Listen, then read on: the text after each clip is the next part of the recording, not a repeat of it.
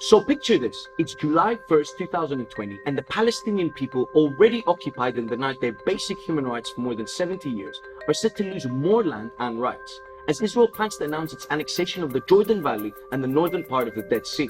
A map that resembles Swiss cheese is set to be carved up again, stoking the ire of the international community that's witnessing yet another Israeli violation of international law. Annexation is a term used when a state forcibly acquires another state's territory, a move that Israel has made in the past.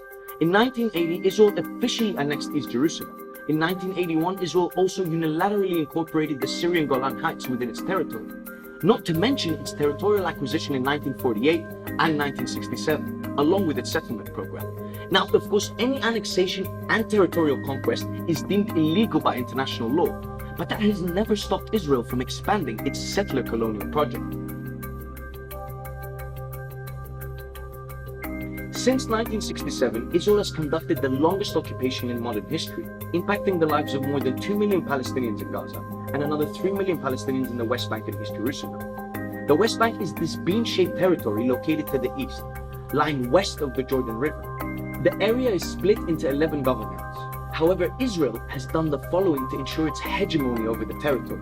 600,000 to 750,000 Israeli settlers living in at least 250 settlements in the occupied West Bank and East Jerusalem. Israeli settlements are internationally illegal and in direct violation of the Fourth Geneva Convention, which prohibits any occupying power from transferring its population to the area it occupies. The population of illegal settlers in the West Bank is also increasing at a higher rate than in Israel, meaning that 10% of Israel's population of 6.8 million people now lives in occupied Palestinian territories. Israel has also built a 700-kilometer wall up to 8 meters high around the West Bank. Israel says it's for security. Problem is, 85% of the wall actually lies within the West Bank and not along the 1967 internationally recognized boundary, also known as the 1949 Green Line. Israel has also constructed 700 road obstacles and 140 checkpoints around the West Bank, severely restricting the movement of tens of thousands of Palestinians. The Jordan Valley is a 105-kilometer fertile strip of land, making up 30% of the West Bank and half of its agricultural wealth. Home to the Dead Sea, it also happens to be the lowest area on Earth, 70 meters below sea level. 65,000 Palestinians live there, with 11,000 illegal Israeli settlers also in the region. So what are the consequences of Netanyahu's plan to annex the Jordan Valley? Well, strategically, he would be, first of all, encircling the Palestinians, putting any dreams of statehood to bed. Secondly, he would be cutting off Palestinians from access to the Jordan River. And third, constructing new settlements in the Jordan Valley, creating population redistribution and further displacement of Palestinians. So how did we reach this point and what's next?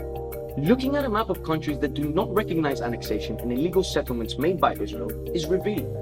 But indeed, the only country in a different color is the United States, and Washington has indeed tipped the balance. President Trump's recognition of Jerusalem as Israel's capital, his recognition of the Syrian Golan Heights as Israeli, and his deal of the century have all paved the way for overzealous Israeli conquests and impunity.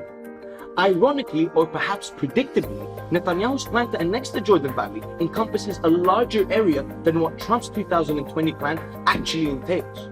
According to Israeli settlement watchdog Peace Now, Israel would seize around 1,236 square kilometers as opposed to 964 square kilometers, proposed by Trump. Despite calls by the UN and the Arab League, Israel has started to implement a plan that could be a nail in the coffin for any future peace process plans, as the prospect of a Palestinian state, Palestinian self-determination, and international justice all seem to be further away now than ever. So what will the world do? Will Israel's unilateral actions be punished, or will occupation and settler colonialism continue to thrive?